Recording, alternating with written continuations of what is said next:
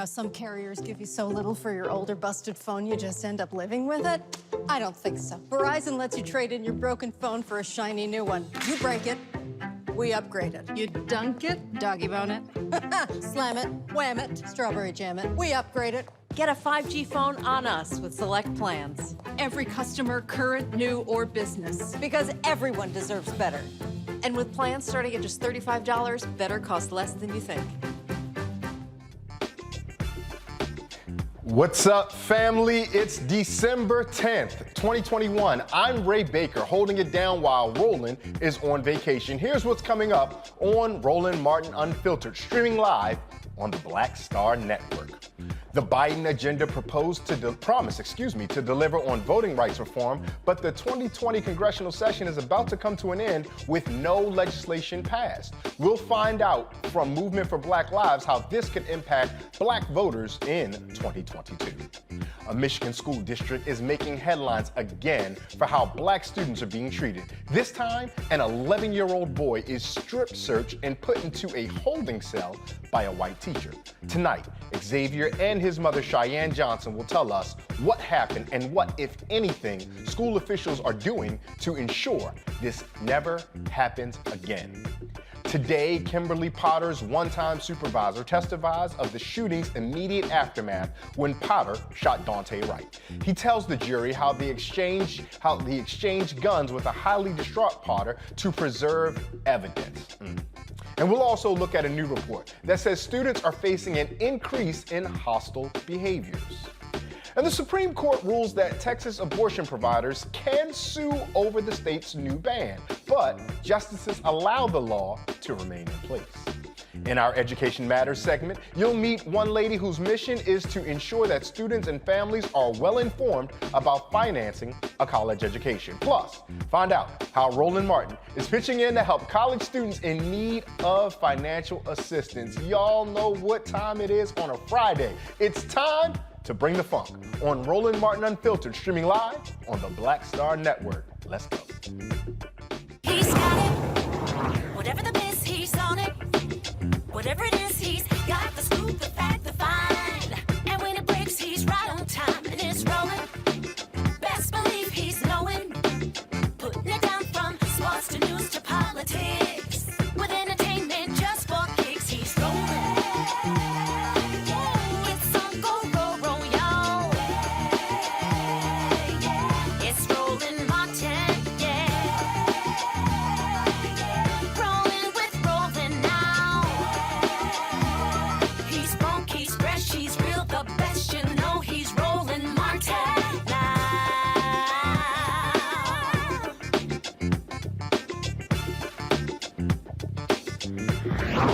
Martin! The fight for voting rights is more crucial as ever, as more and more folks work to enact more restrictive voting laws and new redistricting maps. And as the congressional session heads into recess, there seems to be no sign of any voting legislation being passed then. The Maryland General Assembly voted to override Governor Larry Hogan's veto of Maryland's congressional map. However, the Republican governor says the veto override would not be the end of the process because the map will be challenged in court. Hogan challenged the map because he says it gives Democrats an unfair advantage. Meanwhile, in Georgia, a Republican elections board purges all of its black members. You heard that correctly, all of its black members. Experts believe this action is in response to claims of a rigged election made by the last president. Now, the Biden administration promised to get voting reforms passed, but not one piece of voting legislation has made it to the president's desk during the 2021 session. Ashley Woodard Henderson from Movement for Black Lives joins us to talk about how Congress and the Biden administration have failed black voters who will face obstacles in the 2022 election. Ashley, thank you so much for taking time to join us here on Roland Martin Unfiltered. Thanks so much for having me. It's good to be amongst family. Always, always. We know that the work that you do down at the Highlander Center and other places is so vital to moving the United States, this place we call the United States, toward a place of justice. Speaking of the question of justice, however, democracy does not seem available to everyone, particularly if we are black. How can we black Americans, we citizens who are engaged in the important matters of our society, find hope or optimism and participation in the democratic project when those who claim to be our political allies in Capitol Hill don't seem to be going to bat for us? Yeah, I mean, I think this is a perfect opportunity to remind our people that we weren't voting for our saviors. We weren't voting just because we assumed that these people were going to swoop in with their blue or red capes on and save us and our democracy. What we know is that every little semblance of democracy in this country has always come because we resisted all of the forms of oppression, all the systems of oppression that harmed us, and because we pushed for an envisioning of a way that we could be together, where we could share our resources and share governing power. And now is the time more than ever to put pressure on those elected officials who we literally put our lives on the line to vote for, right? So that we can control the conditions in which we are living through policy. And it's time for them to put up. Right? It's time for them to put up. So the same energy that we brought last year, we have to continue to bring now. We need to be fighting against voter suppression. We need to be fighting for the John Lewis Voting Rights Act. We need to be fighting for the freedom to vote. All of these things are really critical, and we need to be fighting on every single level of government, right? This is both about Biden's failure to show up and show out for the very people that got him elected, very literally Black and brown bodies that were literally put on the line. Standing in line for hours and hours and hours to ensure the conditions in which we now are that have ushered him into the opportunity to actually restore voting rights to millions of people and defend the voting rights of the rest of us. This is his opportunity. It's Congress's opportunity, right, to step up and show out. But it's also our governors, our state legislatures, our municipal government's responsibility to make sure that we're doing everything in our power to make voting more accessible, not less accessible, and that is actually not a partisan issue.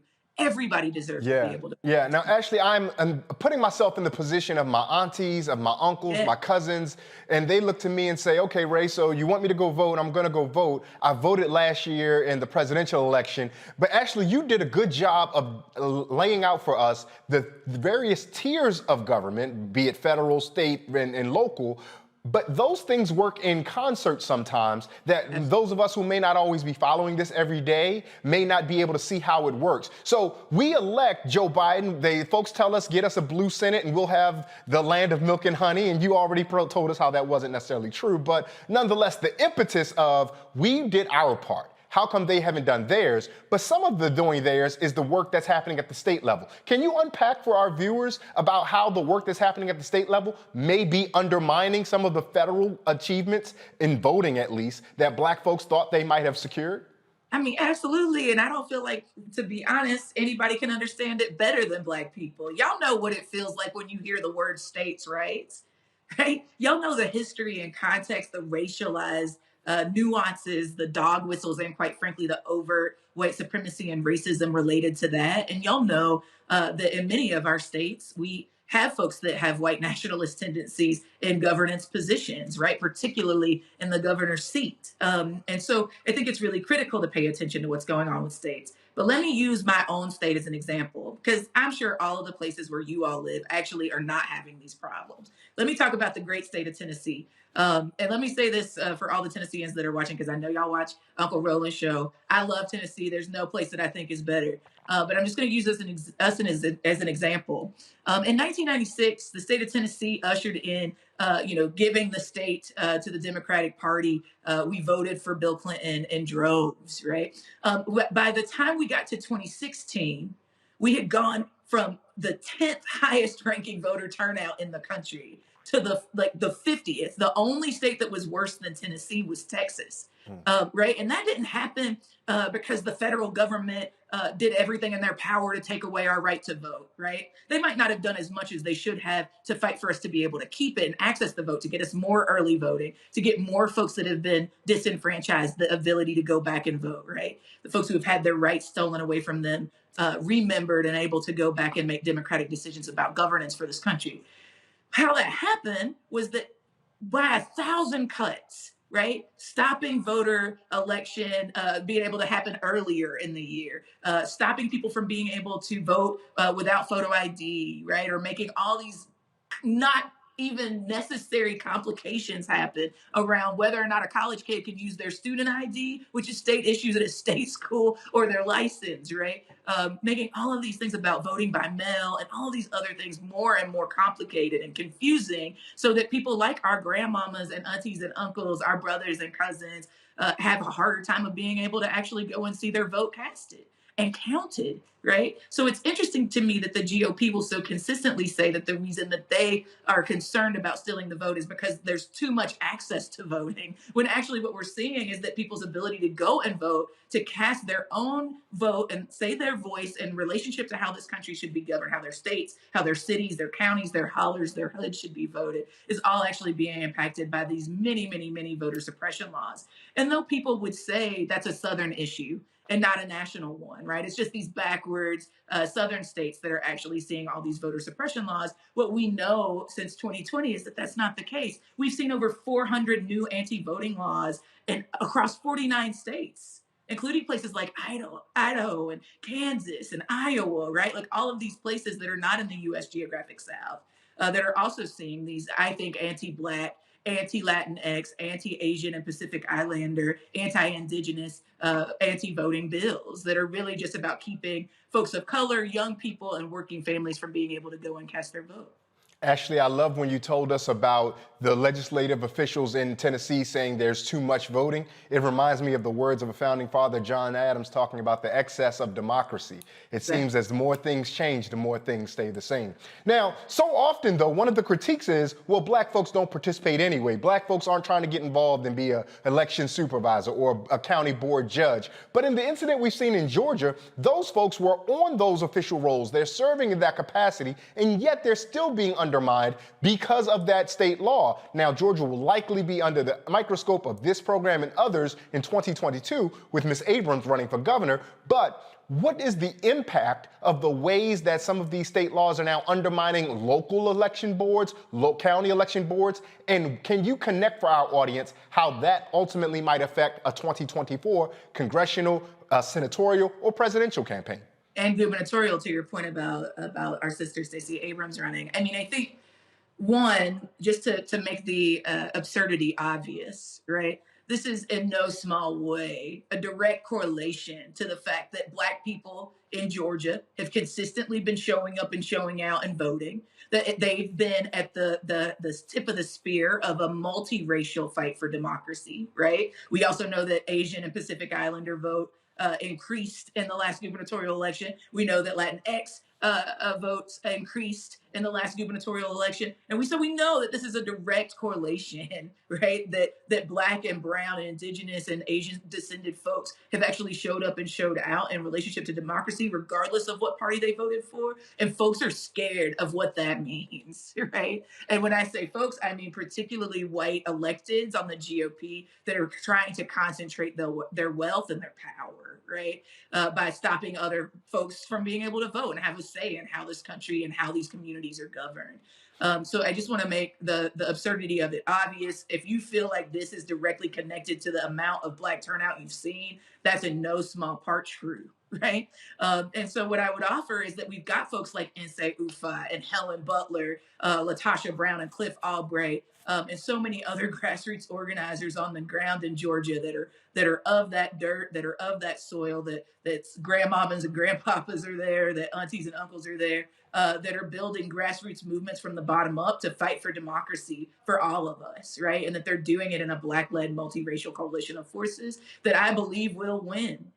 The other thing that I want to say is that there are multi-tactical strategies that are being implemented to make sure that we actually see more accessibility for our folks to go and vote, whether that's the fight to make sure that formerly incarcerated people get their right to vote back, whether that's fighting to stop gerrymandering of lines so that we don't lose more so-called majority minority districts across the South and across this country, and then specifically thinking about some of the fight back that has been led by the Advancement Project and coalition with our local partners to file litigation to challenge like Georgia and Florida's anti-voting laws.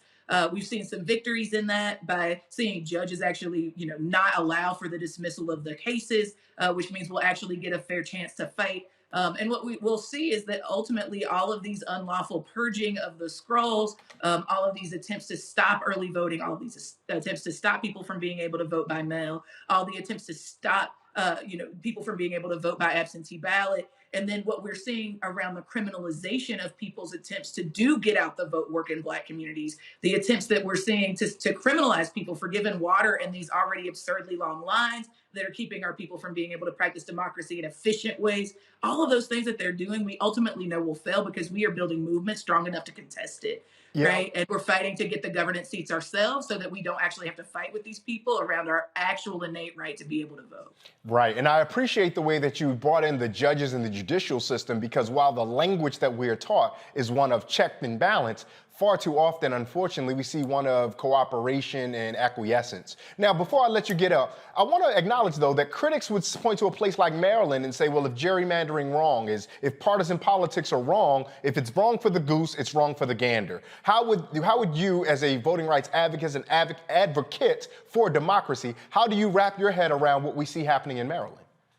Yeah, I mean, I think that people have the right to make these critiques. I think that what we are in is a practice of trying to share governance, to learn how people who disagree on some things can come together and actually see all of ourselves represented, right? And I think that, quite frankly, the vast majority, what some of us would call the rising majority, those of us that are bending the moral arc of the universe towards justice, those of us that have been in the streets and in the halls of justice and fighting over and over and over again in defense of Black lives, are actually saying that enough is enough in regards to all of the many ways that the right wing is trying to exclude us from processes that we know we should be in. And just because they have the governance power doesn't mean that they should be able to break laws and manipulate lines and bust up minority and majority districts for the sake of their own concentration of wealth and power. That's what essentially the Electoral Justice Project of the Movement for Black Lives has said, is that we actually have the ability, if we come together across our differences, across our sectors, across the geographies that we live in, across the different sectors that we might work in, across the different identities and issues that we embody, that what we can do is actually build a Black-led multiracial democracy that is good, where everybody has what they need, so there's no harm in the first place.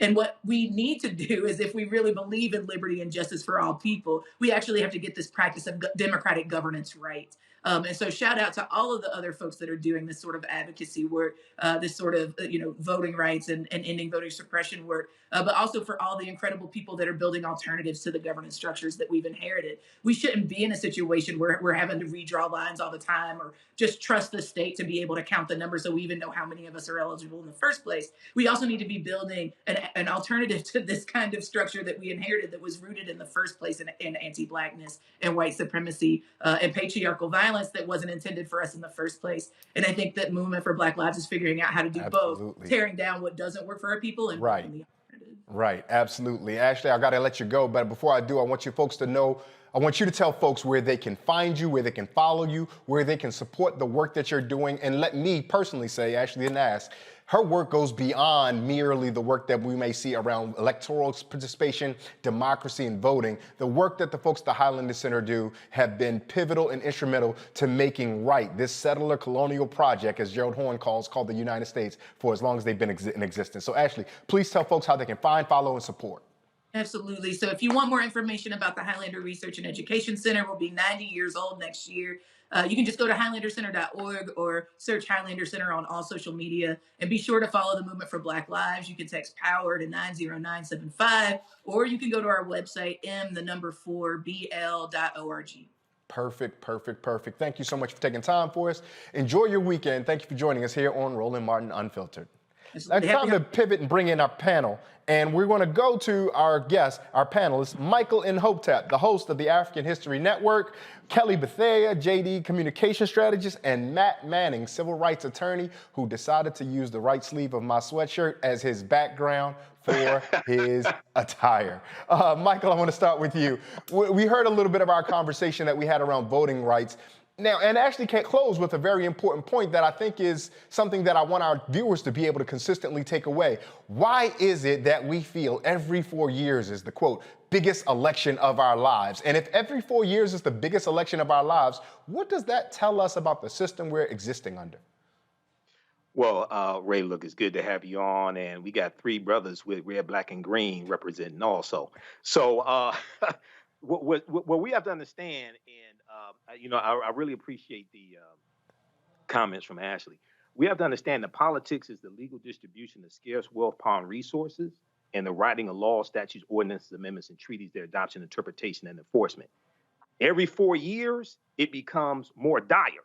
One of the things that caused it to become more dire was Shelby County versus Holder, U.S. Supreme Court case of 2013, which gutted Section 5 of the Voting Rights Act. But that was a backlash to the 2012 presidential election, where a record percentage of African Americans registered to vote actually voted, and that scared the hell out of white people. So they attacked us in the courts. And because of Section 5 of the Voting Rights Act being gutted, which dealt with the pre-clearance, when the 2016 presidential election took place, there were 868 fewer polling places because a lot of those states passed new voter ID laws, things like this, and they shut down a lot of polling places. A lot of those polling places they shut down were in communities that had a high percentage of African Americans and Latinos, et cetera. Today, there's 1,700 fewer polling places. So what we understand is the white nationalist GOP party, they're playing the long game. They're playing the game. In 2016, they said when Trump was running, they said this is about the Supreme Court, getting conservative Supreme Court justices and flipping the Supreme Court and overturning Roe versus Wade. And they said this is about the federal bench as well. So what we're looking at here, brother, this is a continuation of the Civil War. This is a continuation of the insurrection of the Civil War. And then after Reconstruction, when those Southern Confederate states took back control of the state legislatures, rewrote their state constitutions, and imposed poll taxes and literacy tests to suppress the African American votes, even in states where we were the majority population, like South Carolina, Mississippi.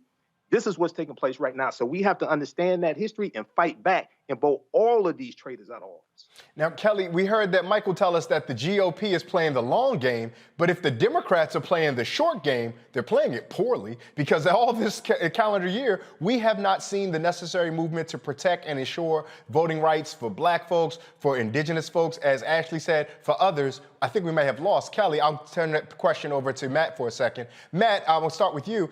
What are Democrats doing? Even if GOP is going to play the long game, Matt, then at least the Democrats should be able to win the short game, shouldn't they? They should be able to win the short game, Ray. But what the Democrats are doing is playing for likes. The Republicans are playing for keeps. And Brother Imhotep said exactly what I was thinking, which is we're seeing a manifestation of what they told us they were going to do. And the problem with the Democrats and the problem with those of us who tend to vote Democrat is every 4 years we buy, what they tell us about what they're going to do for us. Then we get sold on that. And then they get into office and they say, sorry, not right now, or not like we told you it was going to be. So what it becomes is a matter of not only holding them accountable, but letting them know, hey, if you're not going to do it, then we'll find somebody who will. I don't know what they're doing with the short game. I know that one of the articles I read said that there was a meeting with Vice President Harris, and people who attended were very disappointed by the substance and the lack of, I guess, a push to make these voting rights bills happen in Congress. So what we frankly have to do, as Ms. Woodard alluded to, is we need to make sure that we hold them accountable and that we make it clear we will vote you out if you're not going to do what you said you're going to do. And that's the problem. We get into the same cycle every 4 years. We get promised things. They don't come to fruition. And then we continue asking, why didn't we get what they said they were going to give us? Kelly, Matt just said that we will vote you out if you don't do what you say we're going to do. Democrats might say that. Republicans actually follow through with that. David Perdue in Georgia is going to primary Brian Kemp. Both of those folks are folks who appreciate and agree with the policies of Donald Trump, yet they are willing to go head up against each other. But when Democrats do such a thing, they are chastised and spoken down to. We know that the Congressional Black Caucus Foundation, for example, did not endorse folks like Ayanna Pressley, in Massachusetts and things of that nature. So what then is there for Democrats to do, at least on the federal level, when it comes to this kind of gamesmanship in politics that actually has material consequences to our lives? Kelly? Well, I'm sorry? Kelly, I was just alluding to you. Go ahead. So, like I've said on this show numerous amount of times, and the panelists have echoed the same sentiments. It's Republicans know how to get things done. Democrats like to talk about how things should be done. And what's happening right now, as with every election cycle, like we said, it's always like it's coming down to the wire. It's always the 11th hour and 59th minute for everybody to get up and actually do something. And frankly, I am tired of the black vote specifically being weaponized and tokened for the sake of the Democratic Party. Biden is in office right now because of black votes. Harris is vice president right now because of black votes. And the fact that we have galvanized for years for something of this magnitude to happen, and we are not getting our ROI in tenfold, that's a problem. Not just for this election cycle, but for the party as a whole. So the solution really is to vote those people out who keep reneging on their promises. But at the same time, the other end of that is the fact that the Democrats aren't even mentoring and I can't even think of the word, but basically like raising another Democratic leader, such that in the case that people in the party right now aren't doing their job, there's no person right now, or people rather, to take up that mantle. Kelly, so it's a let me push on back. several accounts. Let me push back and just ask this when you say that. Is it because that the Democrats, one, you say they don't deliver on things.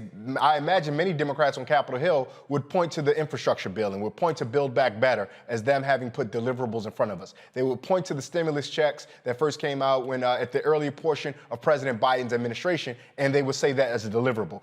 Where do you stand on talking about whether or not that is delivering on something? That might be a deliverable, but that was not the deliverable that was promised. They got into office not because of infrastructure, but because of voting rights. They got into office because they said they were going to preserve things that were being dismantled by the Trump administration, and they haven't been doing that. Infrastructure had to get passed regardless. A stimulus check had to get done regardless. We're in the middle of a global pandemic. Nobody was working.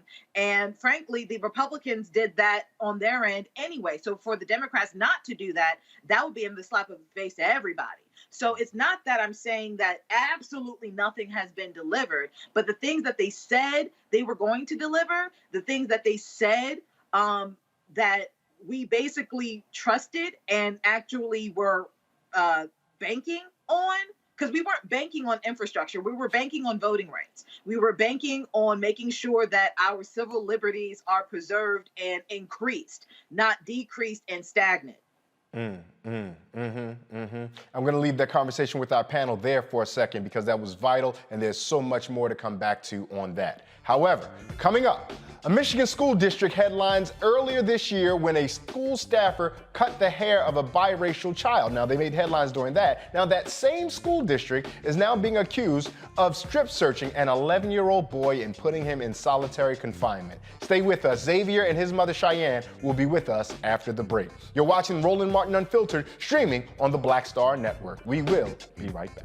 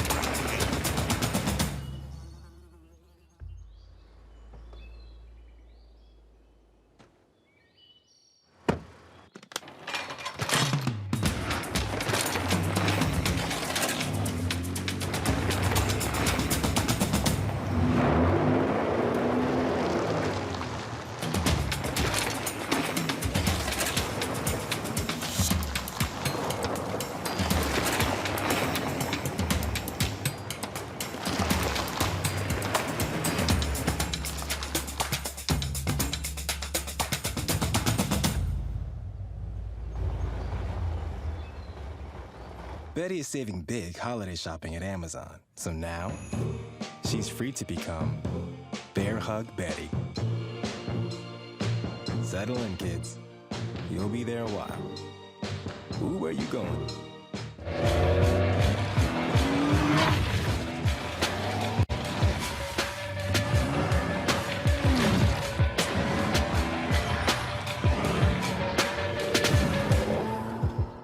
I'm Chrisette Michelle. Hi, I'm Chaley Rose, and you're watching Roland Martin Unfiltered.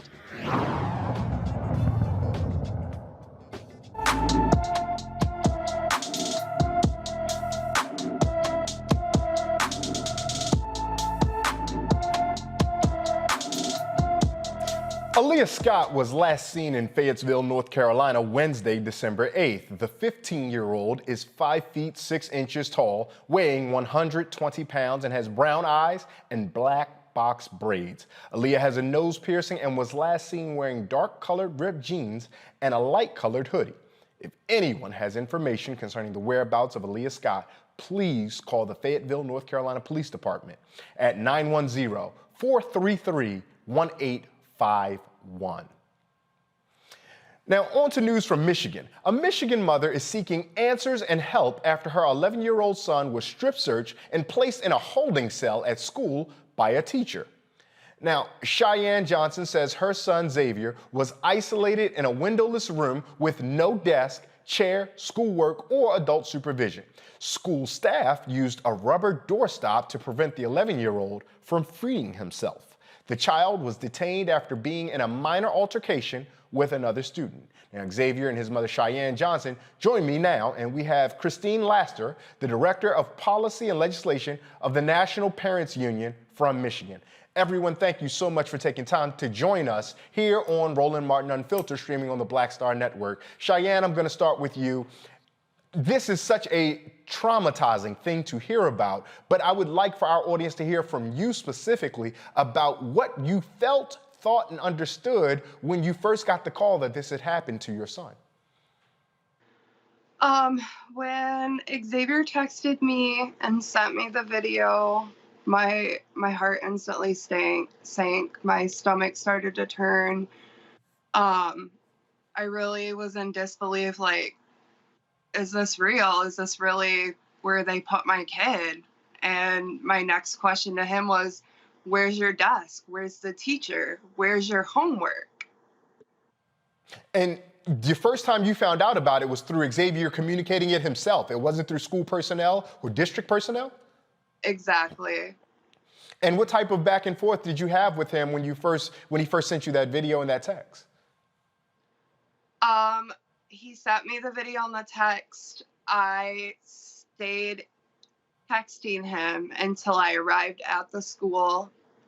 I made a couple of phone calls before I arrived at the school, one to his pediatrician. I had called my mother to come and get me because, as any normal mother, I was super infuriated that my child is being treated like this. Mm-hmm, mm-hmm. Now, Xavier, when they put you in the room and you had this experience to look around, there's no work, there's no desk, there's no chair, and you're just being isolated, how did you feel in that moment? I was scared. I couldn't breathe, and I wanted my mom. It's not fair. I always get in trouble, and nobody else ever does. No, I don't feel safe. I'm scared. The things they did to me keep replaying in my mind. I cry most days over this. Well, it sounds awful to hear, and our thoughts are with you, Xavier. We hope that we can move past this. I want to pivot to you, Christina, because from a policy and legislation perspective, what's at your disposal to attend to this type of issue? So Xavier, outside of being a protected student under federal protections, he's also a student with disabilities with an IEP, an individual education plan. And they were supposed to have service and support, so they violated their own policies and federal rules and laws. Plus, there is a set of Michigan compiled laws that speak specifically regarding seclusion that they violated. Even the time frame of which, even under emergency situations, you were to seclude and the notice and all of those things. So we will be pursuing a complaint with the Office of Civil Rights, the U.S. Department of Education Office for Civil Rights, and the Department of Justice to do an independent investigation, a real one, not like the one that the Mount Pleasant Public Schools claim to do, and then to hold accountability. There's federal dollars that are spent in schools, and they cannot do this type of stuff. It's unlawful and inhumane. So I was just going to ask you about that, Christina. When you say hold accountability, what are some of the outcomes that your organization is looking for as accountability? Is it to withhold those federal dollars? Yes, what really needs to happen is a top-down firing of some of the bad actors in Mount Pleasant Public Schools. This is not an isolated incident. We saw these types of practices with Journey Hoffmeyer when they cut her hair at school, where there's this projecting and lack of reflecting, right?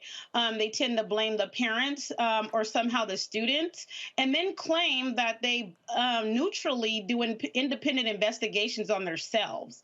I don't expect to see justice without an external intervention, because the Mount Pleasant Public Schools has shown themselves to be, basically biased when it comes to holding themselves accountable. Cheyenne, I want to come back to you. Did you feel like Xavier was being targeted? I have for 4 years now.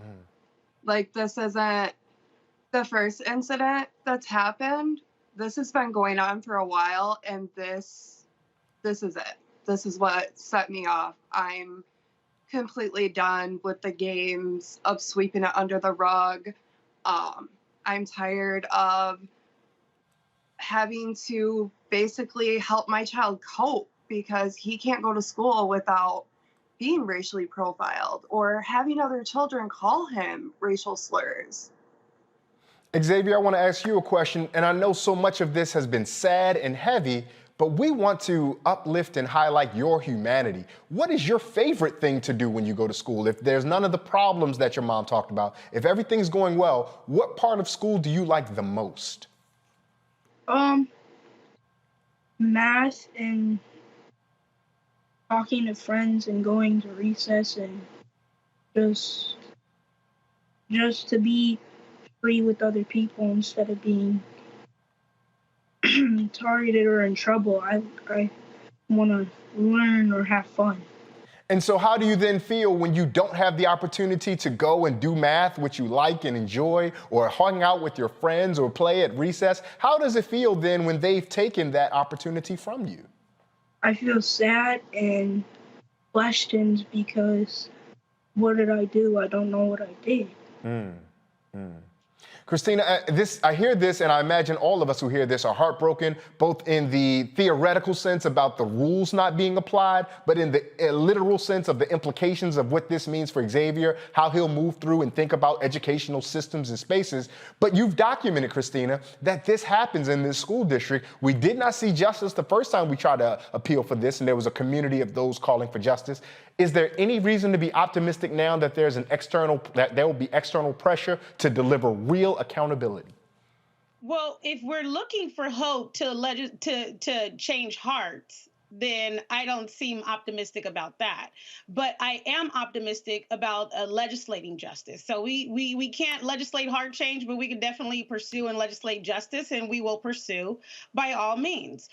In the meantime, I am advising all the parents who have experienced this or similar harm in the Mount Pleasant Public Schools to please reach out to the National Parents Union. We have a form where you can anonymously, or if you want to share your story, let us know, because we do know that this is a particular pernicious pathological issue in Mount Pleasant Public Schools.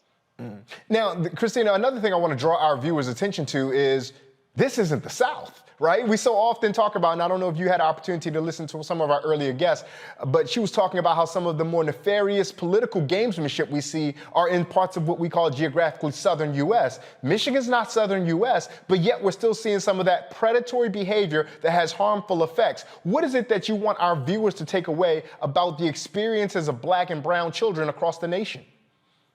You know, this is similar to the experiences that our grandparents faced with the white citizens councils, right? I mean, if people need to be able to recognize what is happening and be willing to pursue justice, stand up and fight back. Our children, we have to protect our children. They're our most prized possessions. And so I never advise any parents to leave their children in a school where there is harm, but at the same time, we need to be advocating for those children that don't have access to another place to go. Where are the children supposed to go? It's really interesting how Xavier was getting in trouble for all of the issues of being called out of his name. He was punched in the privates in the bathroom by white students, and none of them faced any penalty. But then he can be falsely imprisoned based on accusations from the same students that don't like him. And what is that conditioning our children to think about themselves? That type of isolation and confinement is conditioning him for the school to prison pipeline. Very clear. We need to be in hot pursuit of justice with what's happening to our children all across this nation. Hang tight for a second, guys. I got a panel I want to bring in. Kelly Bethea, Matt Manning, and Michael Imhotep. Michael, you have a question. I want you to offer your question to our guest here. All right. Well, thanks, Ray. Look, I want to thank everybody for coming on. Xavier, Cheyenne, and Christina. I saw the interview you did yesterday. And the question I have, I remember, Christina, you saying that an investigation was done. The Mount Pleasant school did an investigation, and they said that they found that the allegations were not true or something to that effect. And what I'm trying to find out, Xavier filmed himself inside the room. Okay, and we saw that video. So are they saying that he made all this stuff up, or like what exactly are they saying was not founded? And did somebody say that he had a gun on him? Apparently he did not, but did somebody make an allegation also that he had a gun on him? Obviously, he wasn't too much of a threat if he was able to get his phone into the room, right? Right. And so, what you're asking is what we're also considering. How are we able to view evidence when they keep denying our Freedom of Information Act rights? How are we able to see the evidence that proves that the allegations were even made in the first place and that there was an investigation on that? We're asking the same people who hold and pride themselves to now turn and challenge themselves to tell the truth. We're asking the same people who are perpetuating this harm and the discrimination on our students to now hold themselves accountable. I just don't see that happening. The investigation, if they did conduct one, would be biased and botched again, like it was in the Hoffmeyer situation, because they haven't reached out to the family or the medical expertise of a team that he has in his life because of his disabilities. Cheyenne, I want to close with you. What is it ultimately that you would like for Xavier and his education career moving forward? If we were in the world where the school district did abide by the laws and rules that were on the book, what ultimately would you like for Xavier? I just want my child to receive an education. Like the education that is offered to every other child in America. Or I'm sorry, every white child in America, because my child is being robbed of his education. I just want him to be able to go to school and not be called names. I don't want to get a horrifying text message of a video of him sitting in a room. And I don't want him to come home from school crying because kids have been mean to him all day, and now it's to the point where he hates the way he looks. He hates the color of his skin. He doesn't want to be around anymore, or to tell me that he doesn't even want to be alive. Like, just for a parent to hear that, it's horrible. And I want better for my kid. Kelly, you had a question? I did. So, considering that this was done on school grounds and teachers, by and large, are considered agents of the state when they do warrantless searches, how is this not unconstitutional on the federal level as well as the state level, considering that not only was he searched, he was strip searched, and it was a warrantless search, and the bar to meet the standard of the strict scrutiny necessary to meet the standard of searching a child in this fashion just simply wasn't met by the way the accounts have been said here. How are you guys navigating that? Christina, would you be kind enough to take that for us, please? Yes, of course, we're going to be pursuing legal action, at the same time recognizing that they violated MCL 380.1307, right? The Michigan compiled laws with regards to seclusion and a whole bunch of idea and faith rules and rights. You know, basically what they did to him was unlawful, inhumane, unconstitutional, but we just have to pursue in the courts, because when we're calling to say we want to file a police report, we want to file a report on this agency or this school or this teacher, this particular part of Michigan and the Department of Michigan has not been willing to hold them accountable for their actions and their violations. And so, you know, the only thing recourse that we do have is to, of course, secure safety and security of the child and their education, but seek remedy in the courts. And that's what we will do. And Matt, before we get out of here, I want to offer you a space to ask a question. Sure. My question, and first let me commend you, Cheyenne and Xavier, for being here, standing up for yourselves, because I get so many calls about cases like this where people unfortunately don't take such action. Nonetheless, has the school told you how often they use this room to seclude students that are suspected of such action? Because it stands to reason that they're employing one policy with Black and Indigenous and Brown students that they're not using with other students. Have they given you all that information on how frequently they're using this room? They have given us no information. Like, can I speak to that? We have put in several requests, right? Part of that was the Freedom of Information Act open and public records request that we asked for. We asked for incident reports. We asked for days. We've been asking for information that they have just refused to turn over. Christine Lassiter, thank you so much for your time. Cheyenne, Xavier, we're so sorry that this is the way that we have to engage you and that we come across meeting you, but we are grateful that we can be the vehicle that you all are using to get this story out into the public. Christina, how can folks amplify this story? How can they ensure that there's enough pressure on the specific school district to attend to this issue? I would ask that people would email the U.S. Department of Education or contact the U.S. Department of Education Office for Civil Rights, the Michigan Department of Education Office for Civil Rights, and ask the legislators in Michigan to hold accountability behind what's happening in Mount Pleasant. Like I said, this is not an isolated incident. The superintendent, Jennifer Vergler, definitely is careless and callous with regards to these actions, and she needs to be fired, and they need to bring someone in that is willing to set the district in a right trajectory and the right path for all students to learn freely. Guys, we are so sorry that this is how we meet, but we're grateful that we're able to be this vehicle. You guys have a wonderful weekend. Thank you so much for your time.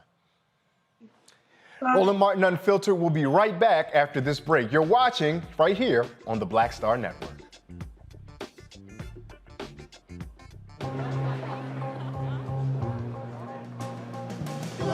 Are the stars out tonight?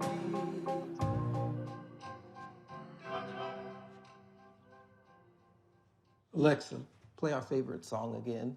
Okay.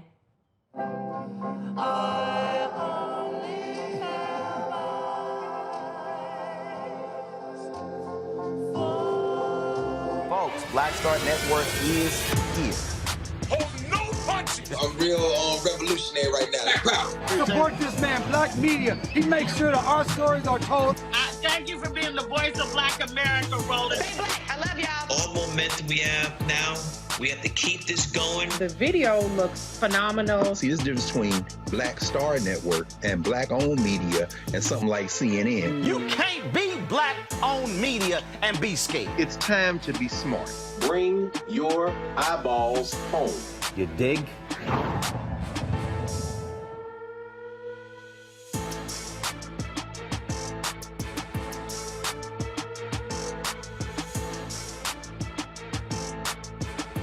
Hi, I'm LD Barge. Hey, yo, Peace World. What's going on? It's the Love King of R&B, Raheem Devon, and you're watching Roland Martin Unfiltered.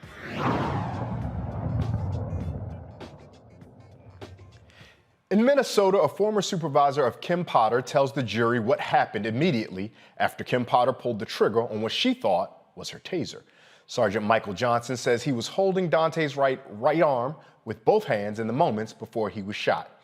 During his testimony, Johnson detailed the events immediately after Potter shot Wright. with Ms. Potter's firearm. Yes. And can you explain to the jurors what you did? Due to her mental state of not knowing what she might do, I knew that her firearm was a piece of evidence at that time.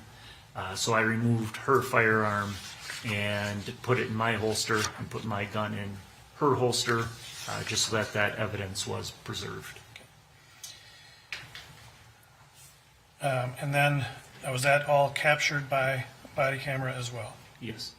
And, Your Honor, we would offer at this time Exhibit 65.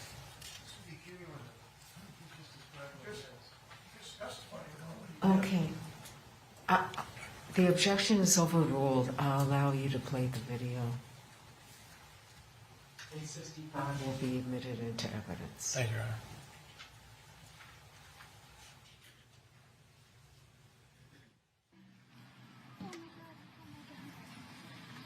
Stay right here. Stay right here, okay?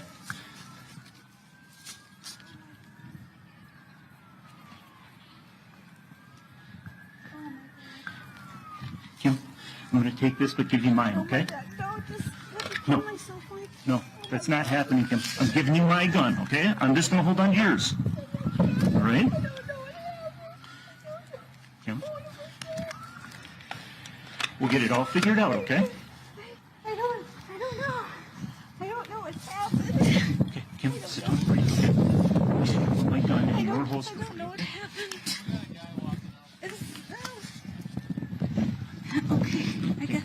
Okay. I don't know. Wait, can you come over and sit by Lucky? Yeah. Okay. Shut the camera off after. I'm still rolling. It's fine. I don't. Incidentally, Major Johnson, were you wearing a taser that day? Yes. And during this time period that we just saw, immediately after the incident, did you check Potter and Lucky for injuries? Yes. And did you see any injuries? Now, Potter is charged with first and second degree manslaughter charges, but I want to come to our brilliant panel of so many attorneys we have here. Kelly, let me ask you, just point blank, period. Tell us and explain the difference between what is legal and what is right. Because so often in these conversations of police violence, people will respond with, well, it's within the legality that an officer is allowed to do X, Y, or Z. But those of us who understand what justice is can intrinsically feel when, as my grandma used to say, something ain't right. What's the difference there? That's a very loaded question. With this, in this particular case, what is right should be what is legal, meaning what she did wasn't necessarily legal. Not necessarily in the killing part, but she did not equip herself properly if she is reaching for a taser and it's not in the right spot, right?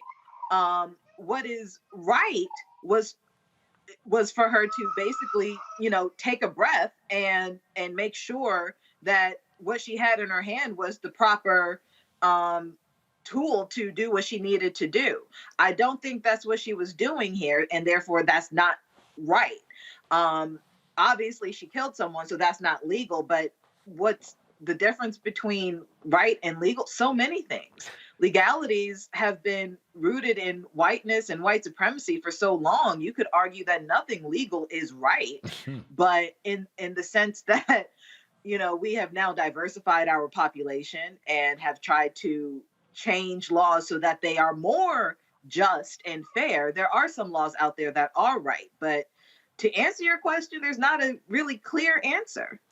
Matt, if I go outside and I accidentally reach for my gun when I intended to reach for my stun gun and I shoot someone, while I may not have intended to murder them and kill them, I did do that. And by and large, I would face some consequences for that. How come it seems to be so unique or difficult to get police officers to face consequences, even if it is happening to be a mistake?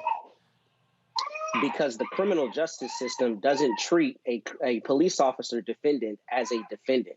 They treat them as a police officer defendant, meaning that they get the benefit of the conduct or the propriety of their conduct being looked at in the context of them as a police officer, rather than Ray Baker or Matt Manning walking down the street and whether I do something that's legal under the laws in the state of Texas or otherwise, if that makes sense. So the fact is, you're really fighting against the fact that police officers are given a benefit of the doubt that other citizens are not, even in the context of a criminal prosecution, which is what makes a case like this so difficult to prosecute. I suspect the prosecutors are proceeding really under like a recklessness standard rather than an intentional or a knowing standard, because they have to basically articulate she doesn't get a pass if she pulls her gun rather than her taser, if she is imbued with the authority to not only carry a gun, but is inherently also required to have the discretion to know the difference between the two. But the reality is the 12 people are looking at her as a police officer rather than as an average citizen. And that's really the mountain that always has to be climbed in the criminal prosecution of a police officer type case. Michael, let's zoom out for a second, 30,000-foot view. For so many of our viewers here, we're frustrated because whatever the particulars of a notice incident might be, the outcomes seem the same. White officer shooting black citizen, right? And so what is the takeaway that black folk can feel or that we should begin to be thinking about as we look at this in a broad scheme? Because we've had our attorneys on the panel who have documented and outlined the legality and questions of nuance and specificity. But is there any broad takeaway that we can collectively think about how we're being engaged by law enforcement? Well, there are a few things here. And just very quickly here, looking at I saw some of the testimony today, but actually looking at the video that you just showed again, of Officer Kim Potter, it appeared that her handgun was on the right side of her body. From my understanding, her taser was on the left side of her body.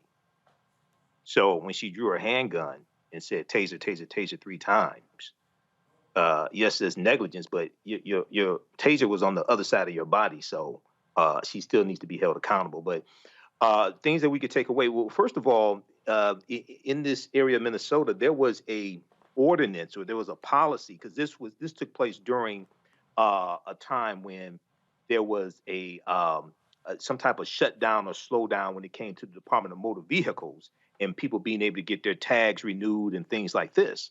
So there was a policy amongst the police department not to pull people over for expired tags, et cetera. Okay. He was pulled over for expired tags, and then this thing escalates. Okay. Another thing is proper police procedure, because I talked to some police officers and people in the Wayne County Sheriff's Office, things like this. When you arrest somebody, okay, you don't arrest them in the well of the car like that. You walk them around to the back of the car, you close the door and arrest them. Okay. And so Kim Potter was a training officer, and there were so many things wrong here with the way everything happened. Now, I don't think anybody's going to say, yeah, he should have ran. You know that. But the police are the ones with the training, and she had 26 years of training.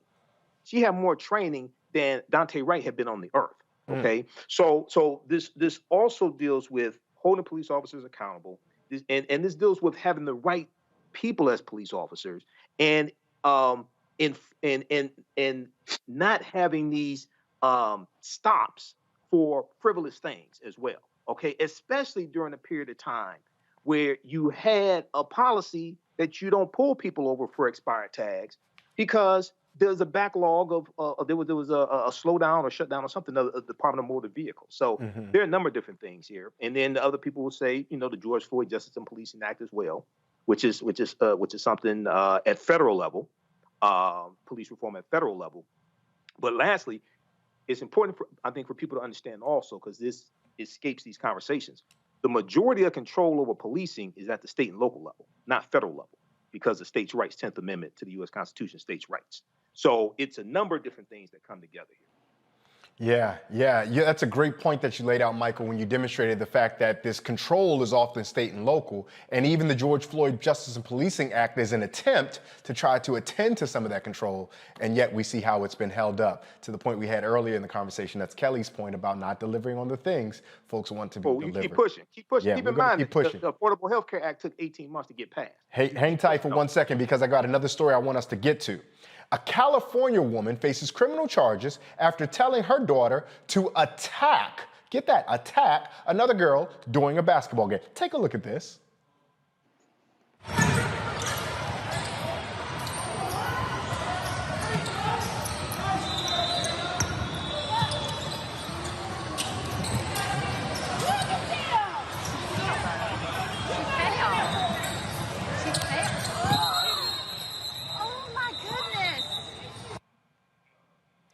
This isn't the first time that Latira Shanti Hunt encouraged her daughter to get one of her opponents.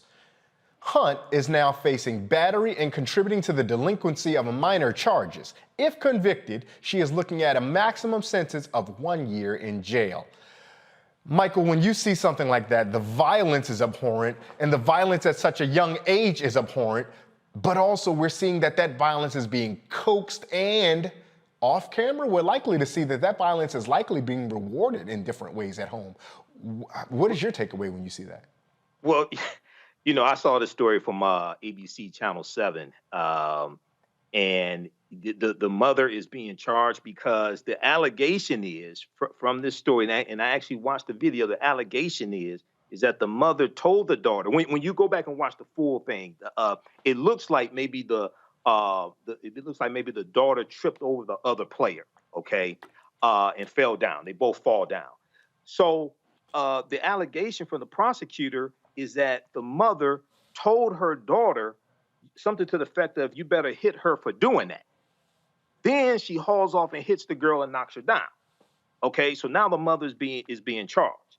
So I had to go watch the video a few times. I'm like, this doesn't make any sense. But you know, so I don't know how often parents are charged for something like this as well. I don't know. So maybe the attorneys can speak on that. But this is a crazy case here. Yeah, Matt, I'm curious about what you see because, listen, there's no good heroes here. There's no good guy. There's no way to spin this that says this ought to be this one way. If what we're seeing, and this is an important caveat, and unfortunately too many of our partners in mainstream, or as Dr. Greg Carr from Howard University would call it, Eurocentric media would say, they don't do the necessary diligence to acknowledge that perhaps we don't have all the information. But if indeed what we are seeing is the full story as it appears, is there anything here that says that this mother shouldn't be charged? I don't think so, Ray. I struggled with this one when I watched this video because I think the problem here really is Miss Hunt has a special relationship by virtue of the fact that she's this young girl's mother, right? So you see, she instructed her and she immediately followed the instruction.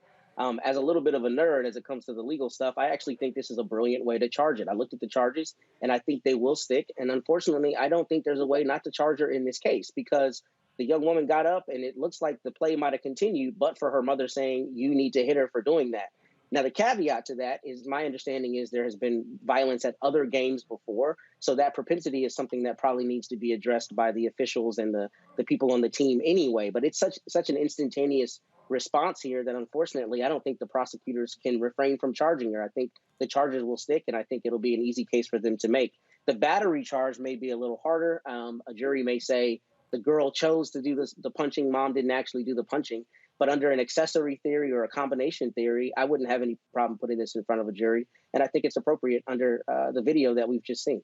Kelly, I would also pivot to think about this young girl. This young girl now has to experience whatever interaction with the criminal justice system because of by virtue of her mother in one way or another. What does this portend for that young woman's future, given her now early interaction with the criminal justice system and the myriad of ways that we know that the criminal justice system does not attend to the needs of Black people, particularly Black girls? I mean, this is a very tough case in that regard because you empathize for those very reasons, right? But at the same time, I can't help but think of what just happened, a week ago or 2 weeks ago in Michigan, regarding the young man who killed those 4 students in the school shooting. So the parents in that case are also charged, similarly to the mother in this case. And my thing is, at some point you do have agency over your own body. That is when you are an adult, right? When you turn 18 or 21, depending on the situation. These children, even though they are old enough to understand right and wrong, they are still under the agency, so to speak, of their parent. So even though I empathize with this young girl, and she does know the difference between right or wrong, had her mother not said anything, I don't think it would have escalated to that point. Because when you look at the video, it looks like a foul. I'm not a basketball person, but it looks like it was a foul of some sort. And she was walking away, and she circles back, as I guess that's when the mother said something, to sucker punch the opposing team member. So when you see it that way, yes, she knows it's wrong. Yes, she's a child, but at the same time, she's still under the influence of her mother, so much so that the mother is charged herself. So again, when it comes to the justice system as a whole, thoughts and prayers to this young woman, because again, we do know that there's very little mercy on the side of the law that impacts Black young men and women. But at the same time, it gets complicated because of that dynamic between mother and child, or parent and child. It's fascinating that you leave us there and you leave us with that thought, because particularly considering what Matt told us, we're talking about law enforcement often gets to say, I was just doing what I was told. This young lady, she may not. We're going to take another break. You're watching Roland Martin Unfiltered here on the Black Star Network. We'll be right back.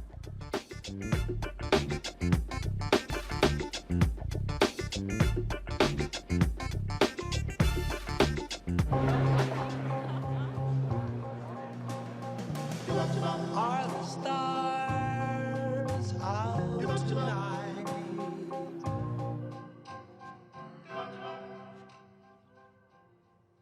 Alexa, play our favorite song again. Okay. I only have eyes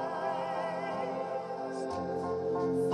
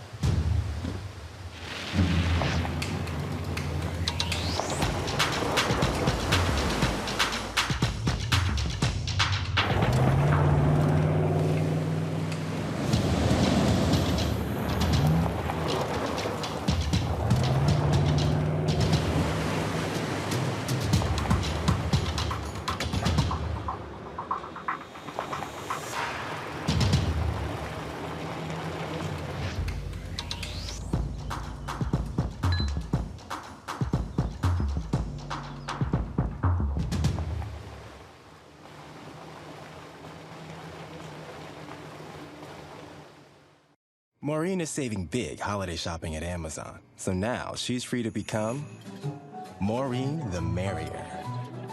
Food is her love language, and she really loves her grandson. Y'all know who Roland Martin is. He got the ascot on, he do the news. It's fancy news. Keep it rolling. Right here. Rolling. Roland Martin. Right now. You are watching Roland Martin, Unfiltered. I mean, could it be any other way? Really? It's Roland Martin.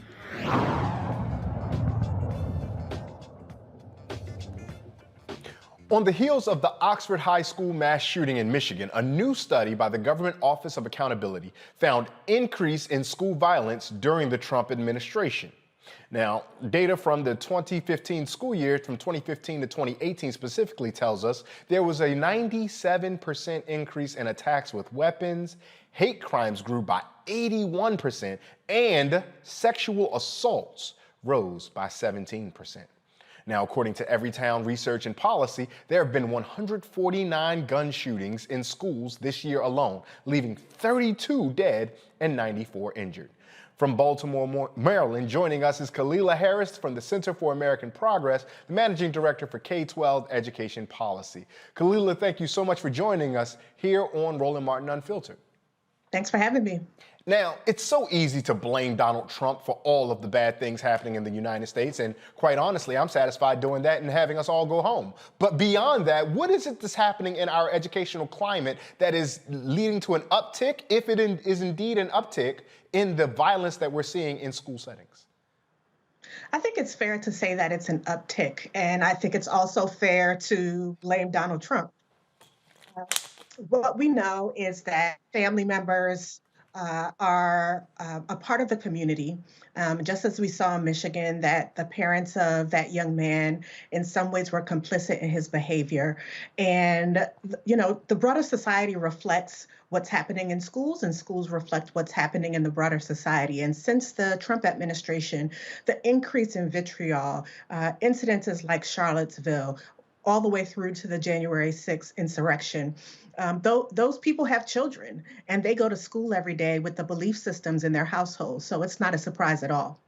You talk about that households and communities represent schools, schools represent communities. It seems there's a national language of violence. We know that if nothing else, look at all of the money that we try to fight for everything from healthcare to mental health and elder care, but we have tons of money for defense, violence. So could it perhaps just be a byproduct of we are a violent society, a violent people, and so we shouldn't expect anything different from our children? First of all, we should expect something different from our children. It is certainly the case that if they're exposed to violence or if violence is glorified, particularly from the highest office in our nation, that children are going to get a message it's okay to attack one another to resolve their differences. But, you know, I'm a member of Gen X. You know, we say things like, you know, the kids today, they're ready to pull a gun when back in the day we would shoot the fair one, right? We would be willing to have a fist fight and the beef and be done with it. But, you know, there are a lot of things that are happening to young people today that weren't happening when I was growing up, whether it be the back-to-back recessions, the pandemic, frankly, kickback from the Obama administration. We saw a number of people feeling like they wanted to, quote unquote, take their country back. And again, those messages filter down to the children. But I do think we are seeing a level of violence that is unacceptable in our schools. And we also know that that can then translate into school hardening, where typically children who are Black and Indigenous and other Black people of color end up in situations where they are now over-policed or law enforcement is flooding their schools, yet there's not evidence that those particular communities are where we're seeing mass shootings or this heightened level of violence. So we want to be mindful of what's happening there, because the children should not be expected to just, you know, fight it out in the schoolhouse. That should be a safe space for them to come to get their learning. I was just going to ask you that. We've seen reports that say there's teen suicide attempts during the pandemic have gone up 4% for boys, 50% for young women. Is there anything that we can see or pull from the data that may tell us what's happening unique to perhaps sexual identity or gender, perhaps unique to race or ethnicity, to culture, to religion? Anything about the ways that violence are affecting particular groups differently? It really is hard to pull that out, but right now the U.S. Department of Education is preparing to do another civil rights data collection. And what we saw during the Obama administration was a lot of focus on dismantling the school-to-prison pipeline, providing guidance for districts to address bullying. But then in the Trump administration, we saw a lot of that being backpedaled. And there were fewer reports to the Office for Civil Rights asking for enforcement of children's civil rights, whether it be through Title IX for our trans students or any of the other civil rights that our students have access to. So, you know, when we see increased violence, it is very difficult to do a good comparison because we don't have good data during that time. What we will have is a new data collection that'll allow us to look in and see what type of bullying is happening. There may be a collection of more data about faith-based discrimination. And, you know, we know during the pandemic and at the very beginning, we had a lot of anti-Asian hate. There's this perpetual disrespect for Muslim communities or brown people who some people perceive to be Muslims. So we'll be able to take a look at that and really do some intervention as we have a new administration that seems more amenable to protecting the civil rights of children, particularly under Catherine Lehman's leadership, who was in office during the Obama administration as well, trying to drive that change around school discipline. discipline and anti-bullying. I appreciate you pointing to the various Department of Education, because with respect to Secretary Duncan, we'll put him to the side for a second, we know this with Secretary John King and with Secretary Miguel Cardona, that there are folks who come from some of these communities that are more attuned and attentive to it, and they're now collecting the data. But how difficult is it, because this data and investigation you're alluding to does take time to let it happen and then to do studies and then to aggregate it and pull out the information. But if each successive secretary is not as focused on the data as the one prior to them were, does that undermine and interrupt? And if so, we're not able to then make the necessary changes for our young people that it seems to make. Is that a fair read on that, or am I misreading? That is fair, and elections matter. And so the reason we're going to have a little bit of difficulty in the next data collection is because the previous administration, Secretary DeVos, was not prioritizing that data collection and frankly dismantled the Office for Civil Rights, and there weren't enough people to investigate those cases. So two things need to happen. There needs to be guidance that is immediate about anti-bullying and about the epidemic of violence in our schools, but we must have a civil rights data collection so that we can do some comparative analysis with the data that you're talking about over time and really attack the issue and not just make up haphazard policies, but we want to make sure that the policies are targeting the issues and that we make sure that there is funding flowing to schools to support social emotional learning, increase numbers of school counselors and mental health therapists, but also the communities around the schools cannot be absolved from responsibility and also require high levels of support. In the American Rescue Plan, dollars have gone to school districts to support some of that increased mental health access, but we have to do a whole lot more. And access to public health is, public health care, is also a critical component here. So all of those things go together to make sure our children are going to schools where they should not expect violence, where they should not expect stabbings, they should not expect someone to pull out a gun that their parents gave them a week before and just shoot the first people that they see. That really should not be indicative of the country we live in, but unfortunately it has been, whether it be Sandy Hook or Marjorie Stoneman Douglas. You know, we thought those things would result in greater policies that support our children, and unfortunately it hasn't. People use that to want to increase budgets around policing and law enforcement instead of budgets around providing quality mental health and quality school environments. What do you say, Ms. Harris, to those critics who would just oversimplify this and say perhaps our kids are just too soft, they don't know how to deal with the realities of life, and they turn to violence as an answer, and that's their fault? They need to have a more difficult or stronger constitution to be able to persevere through these things without affecting harm on their classmates. That is really an elementary way to describe the issue. Our children are brilliant. They're dealing with things that we had not had to deal with. You know, we have the internet and we have bullying that's easier to go under the wire and can be much more intensified. We also know that, to your earlier point, the Office for Civil Rights takes a process, right, in order to enforce those policies and to investigate a claim. But we also know that the data shows when reports of racism and race-based hate crimes, hate crimes related to sexual orientation, that they happen over and over and over before a claim is made. And that is a part of the problem. So we really need to drill down to state level offices, to district level offices, and hold them accountable for making sure that our children are being engaged around how to be more resilient, how to problem solve, how to participate in restorative practice, and not just connect it to any jargon, but really develop relationships with our children. And we know that with the pandemic, there was a break in that kind of relationship building, but we need to make sure there are systems in place that we don't just say, okay, now we can do all virtual schooling. Our children need the teachers who know them well, who live in their communities, to be able to support them. And sometimes that's the bus driver. Sometimes that's the custodian. Sometimes it's the office manager. And we cannot negate that. So we want to make sure that we are providing these holistic spaces with resources so children can work through the myriad of issues that they're facing today that we frankly did not. And there are also many more guns on the street than there were when I was younger. And that is another issue. So all of those things have to come together. Ms. Harris, we're going to get out of here, but folks who might have found what you said so insightful and enlightening and they want to hear what you have to say more often, how can they find, follow, tweet, talk to any of the things that you talk to us with? Absolutely. I am at Ed2Be-Free, ED2 and Be Free on every social media outlet, Instagram, Twitter, and Facebook. You can find me there, and I'm happy to continue the discussion. And Ms. Harris, on a personal note, you and I both are in solidarity with our friends at the Leaders of a Beautiful Struggle. So shout out to our guy, Davon Love and Adam and Lawrence and the whole team over there. Those are all my folks back home in West Baltimore. Ms. Harris, thank you for your time. Thank you for joining us here on Roland Martin Unfiltered. All right, take care.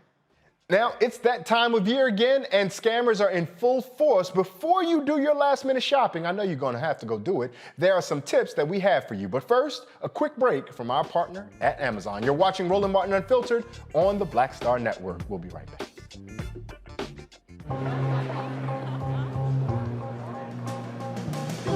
Are the stars out tonight?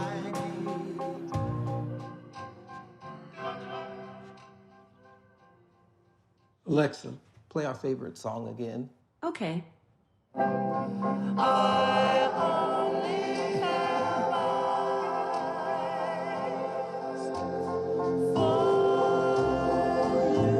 Black Star Network is here. I'm real revolutionary right now. Support this man, Black Media. He makes sure that our stories are told. Thank you for being the voice of Black America, Roland. I love y'all. All momentum we have now, we have to keep this going. The video looks phenomenal. See, this difference between Black Star Network and Black-owned media and something like CNN. You can't be Black-owned media and be scared. It's time to be smart. Bring your eyeballs home. You dig?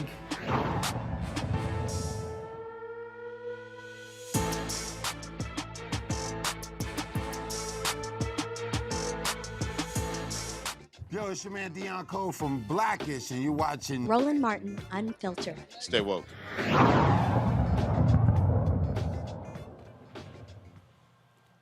Around this time of year, online shopping activity increases as people prepare for the holiday season.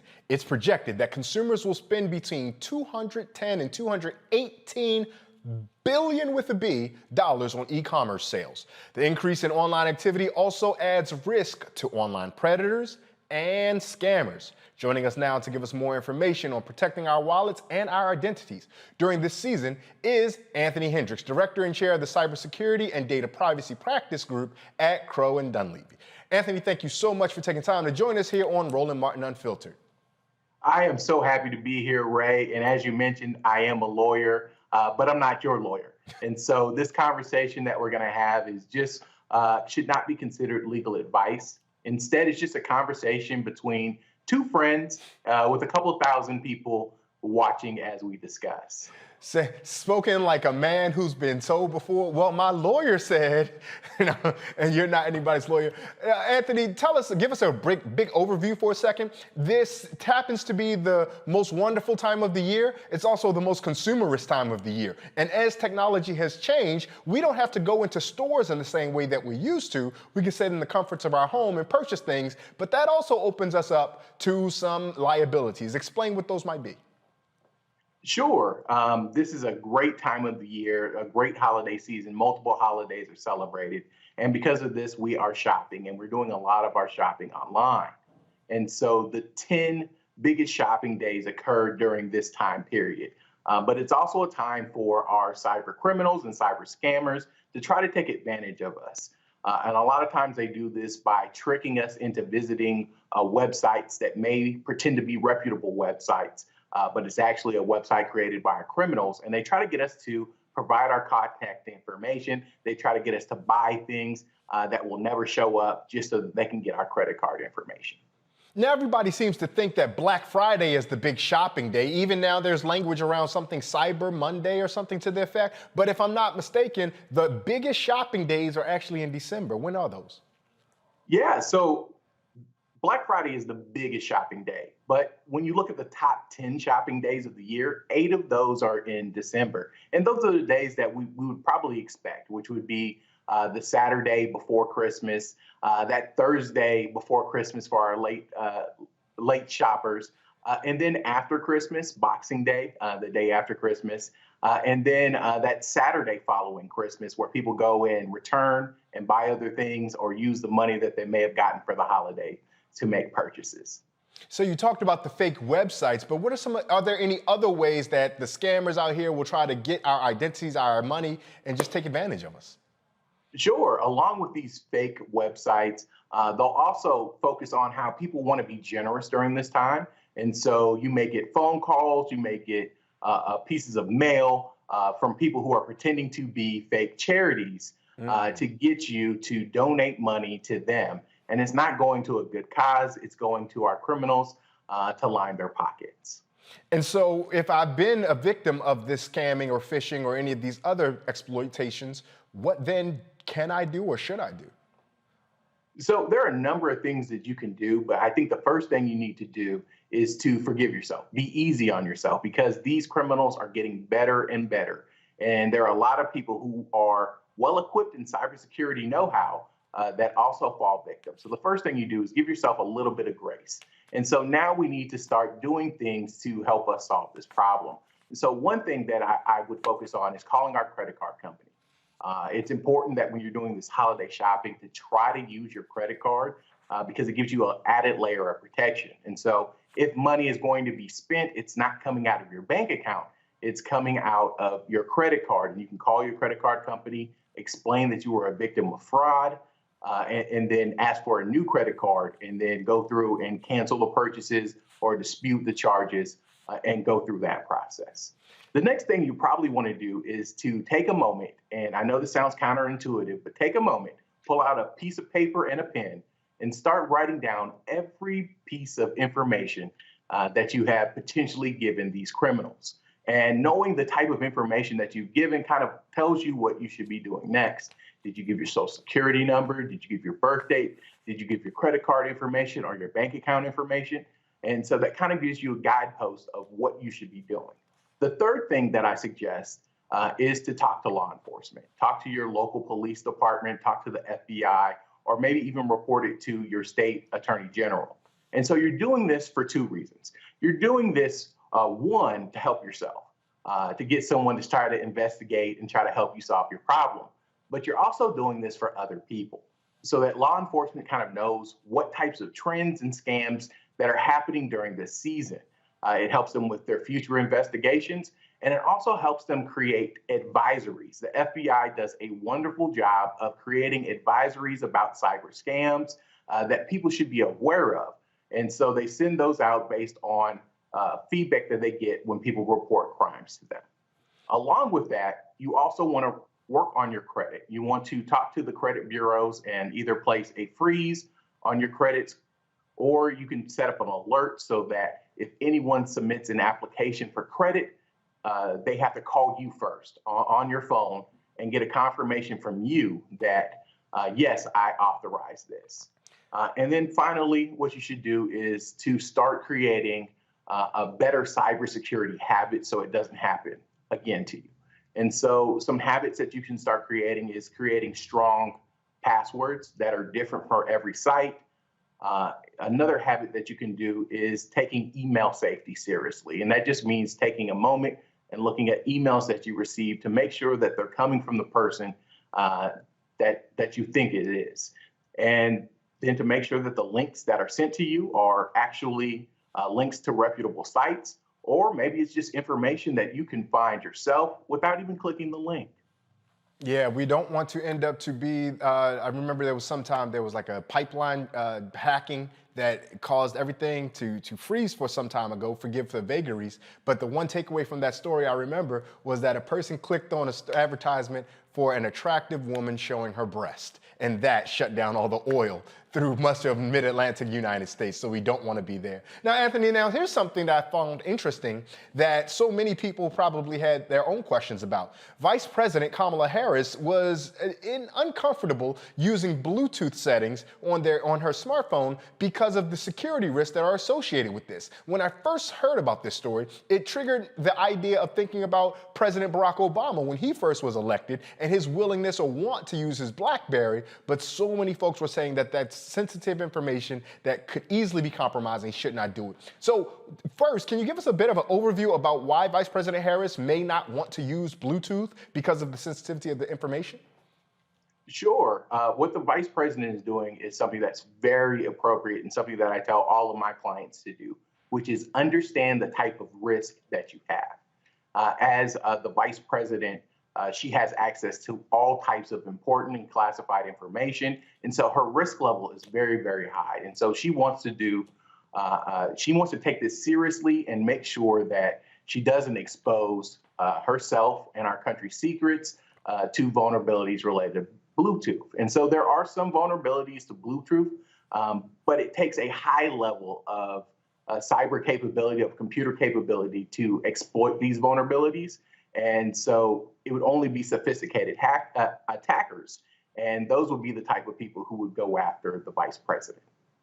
So I have Bluetooth on my phone. I love putting on a good podcast, putting on my favorite album, starting to cook. Should I now be leery about using my Bluetooth setting?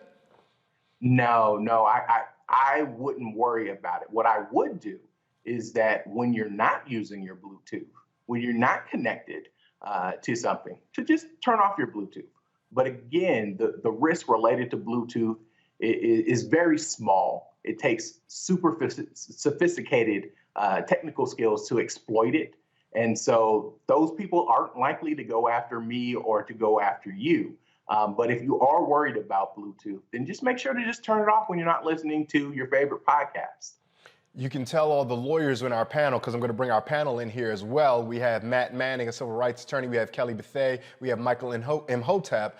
But you could tell our lawyers, especially the male lawyers, because they're very well suited. You know, lawyers don't go anywhere without their proper suits and necks and tie on. Matt, do you have anything for Anthony around the question of cybersecurity? Is there anything in your travels, maybe in your work, that maybe has popped up that just brought some curiosity that you would like to have Anthony share with our audience today? I do. And first, I want to commend you for that proviso. I appreciate that because I have to do the same thing when I'm talking to folks. But my question for you, Anthony, is actually about the connectivity of other devices besides our phone. So right now I'm wearing AirPods. I've got an Apple Watch. A lot of people have things that are connected to phones. What kind of issues do we have as it relates to security, just environmentally, with some of those other peripheral devices that we use? Are there any things that we need to do, in your estimation, to make sure we're safe when we're out physically shopping and using things like an Apple Watch or other devices? Sure. The one important thing that people should do is to always update your device with the newest software. So a lot of times people will get these messages that say, hey, we're going to update in the next 5 minutes, and people hit snooze and don't do that. And a lot of times they don't spell it out what these patches do, but they are actually protecting us from vulnerabilities. There was a recent study that looked at the exploits that were used to cause a ransomware attack, and they found that a lot of these exploits are old vulnerabilities that companies provided patches for that people just simply didn't patch. And so that's one of the important things that you can do, is to accept and update your software on all of your connected devices. And we're going to grill you again, Anthony, because Kelly's also an attorney, or at least has her JD. So we want to offer opportunity. Kelly, you have anything for Anthony? I do. So sorry if I missed this part of your comments, but I am curious. So during the holidays, especially now with COVID, there's a lot of online shopping, such as you said.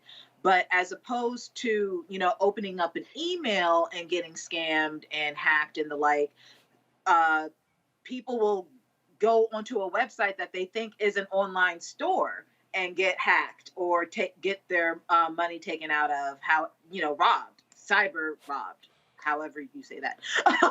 So I guess my question is, to avoid that from happening, I know there are sites out there that will tell you what site is fake and what's real.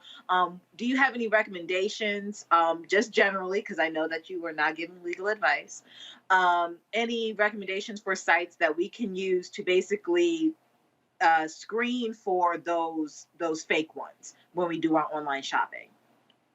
So I don't have a website that you can use to screen for this, but one thing that I found that's very, very useful is to get a password manager. And so a password manager is simply a piece of software that allows you to store your passwords in one single place. And the great thing about a password manager is that it remembers the website where they need to put the password at. So if you go to a website that looks like it's Netflix or looks like it's Walmart, and you go in to try to put in your password using your password manager, a number of them won't let you put in that information because it's actually not that website.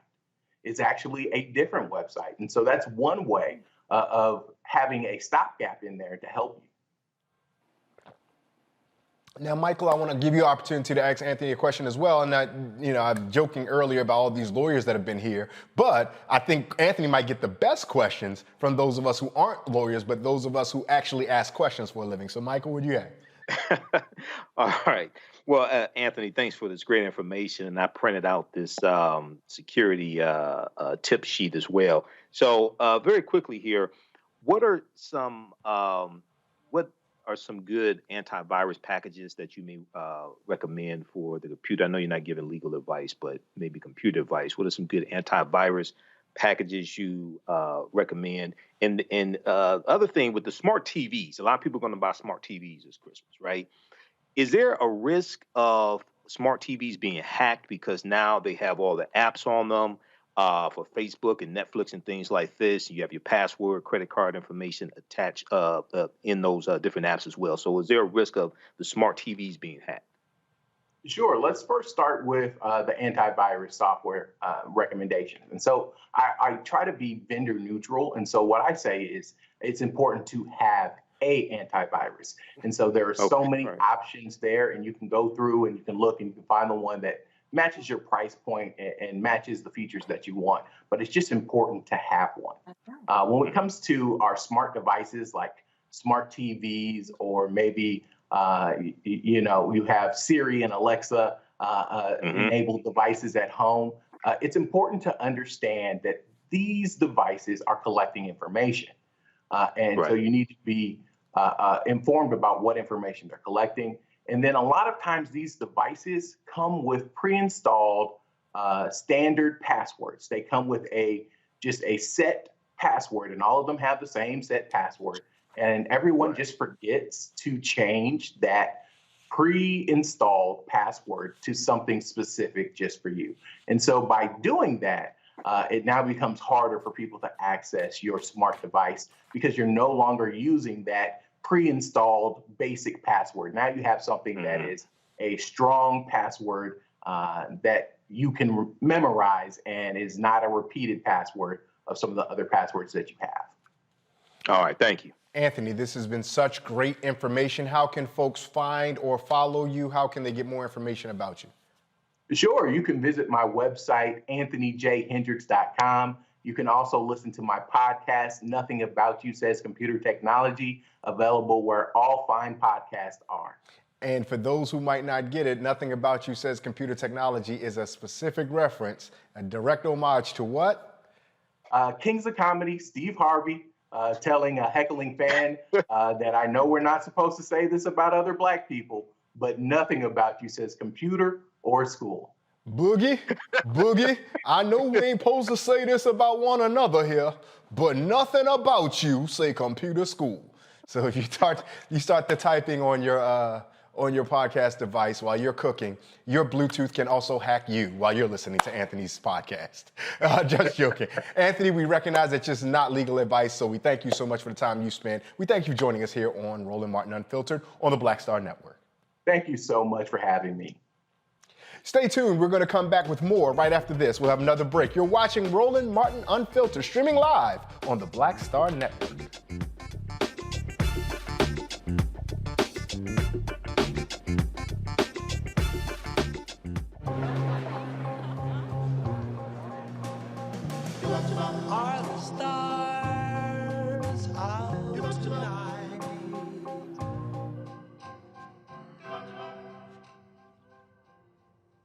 Alexa, play our favorite song again. Okay.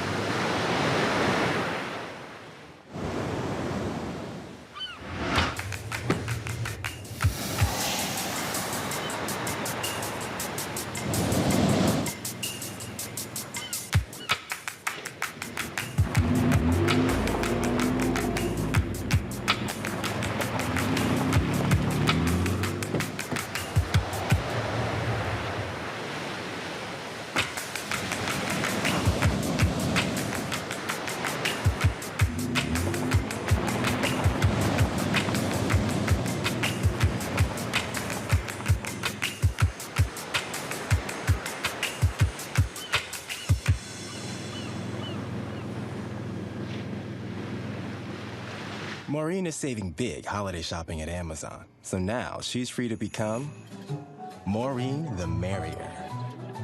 Food is her love language, and she really loves her grandson.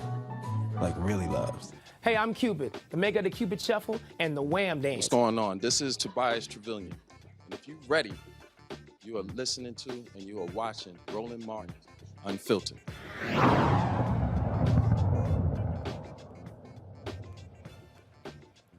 The Supreme Court is allowing Texas abortion providers to challenge the state's restrictive 6 weeks ban law without having to repeal itself. Now, in an 8-1 ruling, the court will allow individuals to sue abortion providers and clinics, but not Texas state law officials. Abortion advocates plan to continue to fight the fetal heartbeat law in court. We want to go to our panel on this. Kelly, I'm going to start with you. Here we go again. Men, more often than not, getting in women's business. Is there any way around this? Is there any way toward a more just, and I keep coming back to you with this justice question, so my apologies for putting you there, but is there any way we get to finally a place that this is just? Because the Supreme Court seems to be trying to split the baby here. No pun intended. Well, I didn't see it so much of splitting the baby type ruling so much as it was a washing their hands clean of the issue type ruling. They are trying to distance themselves from the controversy. That's what it felt like to me, because it felt more like a remand to back down to the lower courts and putting the ball in their court, as opposed to, frankly, the Supreme Court doing their job and making a decision as to whether Roe v. Wade is still good law. It is still good law because, frankly, in a nutshell, it's basically saying, mind your business, let women do what they want with their bodies within reason. And the fact that Texas doesn't understand that, the fact that Louisiana doesn't understand that, the fact that, Mississippi and other states in the Bible Belt simply do not understand the fact that women are people who can control what they do with their bodies, and they should be able to control when they want to build a family. It is just beyond me that we are still so draconian in our thinking that women cannot do that. There is another case coming up in the Supreme Court, if I'm not mistaken, regarding this issue. So that might also be another reason as to why the Supreme Court ruled in this way, because the case that is coming up will actually be more of a pointed question as to whether Roe v. Wade is still good law. But to your point regarding justice in this issue, the only justice that I see here, if it were to come to pass, would be for women to have agency over themselves. So as far as I'm concerned right now, there is no justice in this situation. Most people on the Beltway DC television talk shows theorize about Texas law. We at Roland Martin Unfiltered talk to Texas attorneys. Matt Manning, what's going on in Texas, and how do we address, what can we read from this Supreme Court decision about how this will then play out in the lower courts? Because if I'm not mistaken, this Supreme Court just enables those folks to take suit in lower courts, but this reads as though it's just going to kick back up to the Supreme Court eventually. Yeah, everything is bigger in Texas, including our idiocy, and it's just I'm embarrassed that we're dealing with this on a national scale. Just I think 2 days ago, a Texas State Supreme Court justice, or rather a district judge, determined that the law is unconstitutional because people who haven't even been harmed by the law can bring lawsuits. So I think the Supreme Court, I think Kelly was spot on. Supreme Court is punting a little bit on the issue, but it really makes no sense because we've got like a national schizophrenia as it relates to this. And the reality is most people are not in objection to abortion rights. So this is really an attack on women. It's an attack on democracy. And it's one that we're going to see play out because people don't have the fortitude to say you already have an enshrined constitutional right to get an abortion, and we're not going to undermine it with these myriad of attacks on it that really make no sense. I mean, the idea that the state of Texas would make bounty hunters out of zealots and other weirdos who decide that they want to sue people who might have facilitated an abortion is just absurd. It's really kind of legal genius if you think about it, because they decided to go that route. But the lower courts are going to continue to deal with this until the Supreme Court has the fortitude to say we're not going to gut Roe and we're not going to gut, Planned Parenthood versus Casey. It's got to be that simple. Michael, is there anything you've heard you want to respond to? Well, I've been following this some, and Chief Justice John Roberts put out an opinion today that basically saying that the Supreme Court risks losing its own authority if it allows states to circumvent the courts, as Texas did with its near total abortion ban. This is just an example of how elections have consequences. And if we step back and take a look here, in 2016, when Hillary Clinton was running, she wasn't the best candidate. She was a hell of a lot better than Trump. But a lot of people thought it was about one person versus another person, as opposed to consequences, Supreme Court nominations, federal judgeships. Trump got 225 federal judges confirmed, pushed through the Senate. He got 3 Supreme Court justices confirmed, pushed through the Senate. And now we see this 6-3 conservative court, which was the plan coming from the Federalist Society and the Heritage Foundation. So a lot of people weren't enamored. You had some Republicans who voted for Trump, not because they loved him, but because they used him as a tool, and they saw that the means justified the end, or the end justified the means. They used him as a tool to get the Supreme Court justices and get the federal bench, the conservative federal judges confirmed. So when we look at candidates, when we look at politicians, we have to look at them as tools also and understand how to use them to achieve our goals, as opposed to getting so caught up on trying to find a perfect candidate or personalities, things of this nature. Thank you for leaving us with that word about the importance of federal judgeships. We appreciate that. I'm going to leave the conversation right there. We're going to take a break, but when we come back, our Education Matters segment is coming up after the break. Today, not sure how you're going to pay for college or your college education of your child? Well, we have someone who will let you in on all of the financial tricks to get the most dollars for your education. And speaking of money and education, we'll tell you who Uncle Ro is partnering with to help students attending HBCUs pay for their education. This is Roland Martin Unfiltered on the Black Star Network. We'll be right back. Betty is saving big holiday shopping at Amazon. So now, she's free to become Bear Hug Betty. Settle in, kids. You'll be there a while. Ooh, where you going? Hello, everyone. I'm Godfrey, and you're watching Roland Martin Unfiltered. And while he's doing Unfiltered, I'm practicing the wobble.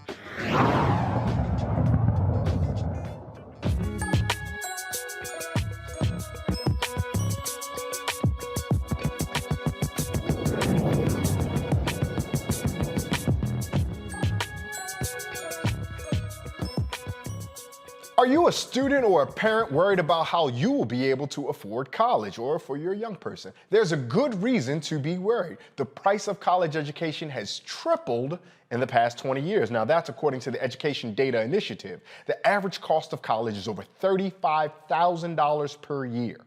Here to help us understand the various higher education options students have and how to pay for them is Jessica Brown, author of How to Pay for College When You're Broke. Jessica, thank you so much for joining us here on Roland Martin Unfiltered.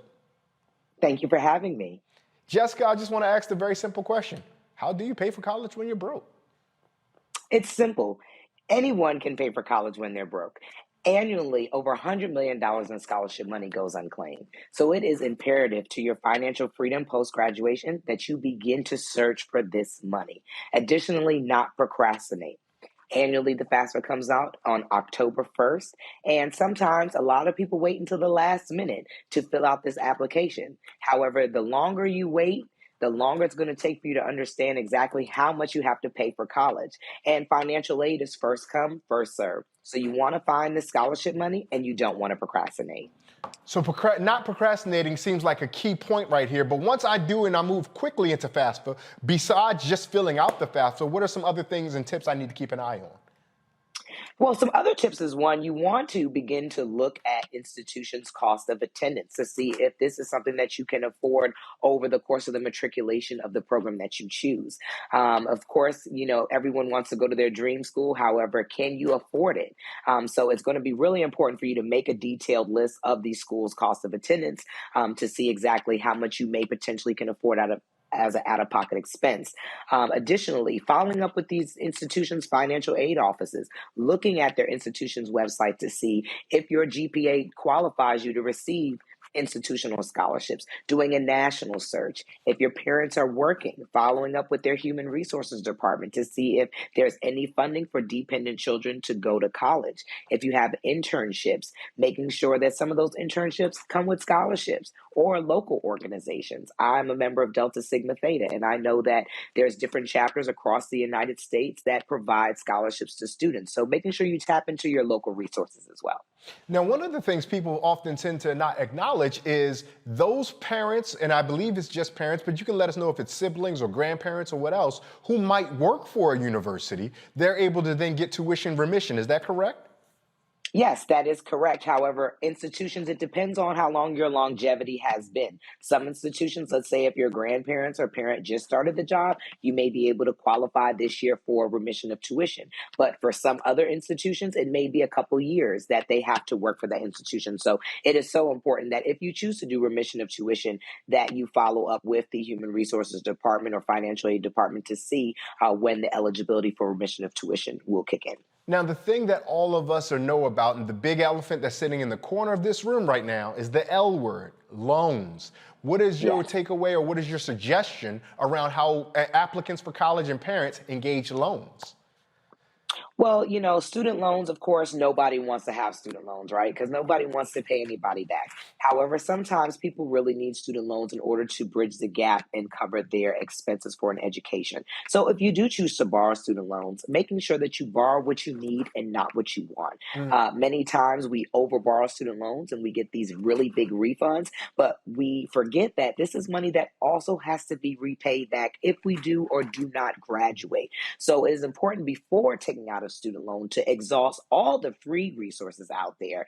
And if you are going to take out a loan, use the loan stimulator tool on the internet so you can kind of calculate what your potential payments may be if you do borrow student loans. Now, there's a difference between the types of scholarships that students can get as well. One of the things I know, so many students think you either shoot a really good jump shot or you get all A's, but there are tons of hyper-specific for particular education programs that you may go in. There may be specific to whether your identity or demographic. And what are some ways that folks can go and explore and look for those types of scholarships? Yes, so of course, academic scholarships, first you want to start at the institution that you would like to go to. Look at those institutions' requirements for academic scholarship eligibility. If you do have a great jump shot and you're an athlete, following up with the athletics department at these different institutions to see what scholarships may be available. However, there are so many other scholarships out here that don't require much of anything. You can wear glasses, be left-handed, be interested in the arts. Maybe it's a drawing contest. So doing some of those national searches. I know many different national organizations give out scholarships. Many times it's not based off of academic standing. It may be based off of financial need, or it just may be based off of how stellar of a student you are outside of the classroom, letting your extracurricular activities speak for yourself. Additionally, one of my favorite apps that I love to use and I recommend is Scholly, SCHOLLY. Makes the scholarship search very easy to handle. You go in the app and you can check off all the filters that apply and questions that apply to you, and it'll come up with scholarships that are based off of who you are. Now, I got to confess, I'm going to let you go on this question, but I got to confess about my own weaknesses. I am a copy and paste king. If I am someone who's applying for several scholarships, what is your advice around using the same essay that we use for one scholarship to now come over to another place? As long as it's fitting the requirements and answering the question, of course, copy and paste, right? But you have so many scholarships that sometimes it's just submitting your name, or just tell us in 140 characters maybe something about you.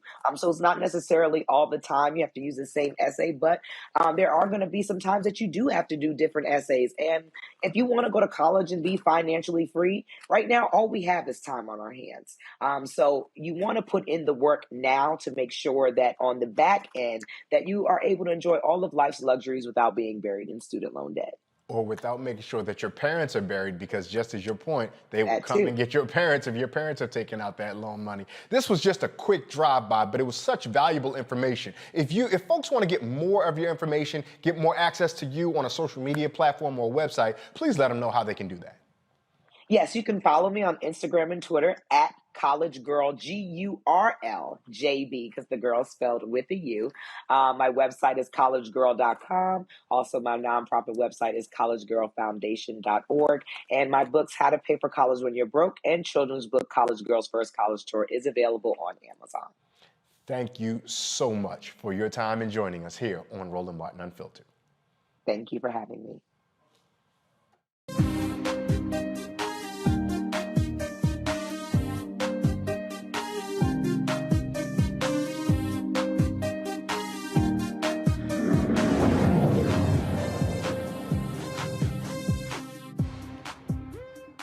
Oh, our brother Uncle Roland is going to make some students from an HBCU very happy. In celebration of the 115th anniversary of the oldest collegiate Black Greek letter organization, something about an Alpha or Phi Alpha or something like that, I don't know. Nah. In celebration of Alpha Phi Alpha's 115 years, Roland partnered with McDonald's USA to offer 7 $15,000 scholarships. $15,000. The scholarship application will open in January for college juniors or seniors attending an HBCU and Thurgood Marshall College Fund member institution. In addition to the scholarship funds, recipients will also have the opportunity to engage with McDonald's executives working within their respective fields of study. How about that? Let me go back to my panel one more time before we get out of here. Brother Imhotep, we're going to go ahead and allow these folks, the Alphas, a moment to be good and be thankful, because this is really, really impressive work. 7 different $15,000 scholarships go a long way, and we appreciate that our Uncle Roland is donating back to our HBCUs. Quickly, what are your thoughts on that? Oh, this is something fantastic, So a lot of times, fraternities and sororities get criticized, but people should do things like watch this show to find out what they're doing, read watchtheyard.com. There's a lot of good that they do. So this is, fantastic. So congratulations to the brothers of Alpha Phi Alpha Fraternity Incorporated. And we know they just commemorated their founding, their anniversary as well. So this is something really good. Absolutely. The Jewels would be proud. Kelly, your thoughts? I always am a proponent of anyone who is trying to attend an HBCU get all the help they can get. Kudos to Roland and McDonald's and everyone involved for providing students who desire to go to these excellent institutions of higher learning, providing them with what they need in order to do that and to get the degrees that they desire out of these institutions. It just makes me happy. It makes my heart all warm and fuzzy, given everything that's happened this week in the news. So again, kudos to everyone involved. And Matt, I'm going to give you the final word only because the background, as I said at the opening of the show, matches the sleeves of my shirt. Well, I was hoping you would tell the people that you're my good brother from our Howard University days. But what I would say is this is a wonderful program. And I would challenge everyone out there, if you know a junior or a senior at an HBCU, make sure they know about this scholarship. Because as a sister was just saying, there's so much money out there that people don't know about. So first, thanks, Uncle Roro, for doing this. And if you're hearing about this program, please make sure, if you know someone who'd be eligible, that you encourage them to apply. Matt telling all the family secrets. Matt Manning and I were freshman year dorm mates. We lived in the same dorm, a dorm that no longer exists. George Washington Carver Hall on the That's my campus brother of right Howard University. All right, Matt.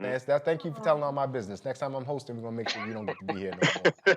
But no, thank you to Michael, thank you to Kelly, thank you to Matt, and thank you to all of our guests we've had here today. We appreciate all of the folks who have joined us today, and we appreciate all of you for listening with us, learning with us, and engaging with us, especially you folks in the chat. I know y'all go back and forth. It's a whole community of folks, and I love every time I'm here to see how y'all get down in the chat. And so thank you to all the production team that made this such a smooth sailing. I hope that everybody had a good time surviving this week. We did it, y'all. It's Friday. Enjoy the weekend. And in parting, let us remember the words of the Yoruba proverb, that if we stand tall, it's because we stand on the backs of those who came before us. Good night.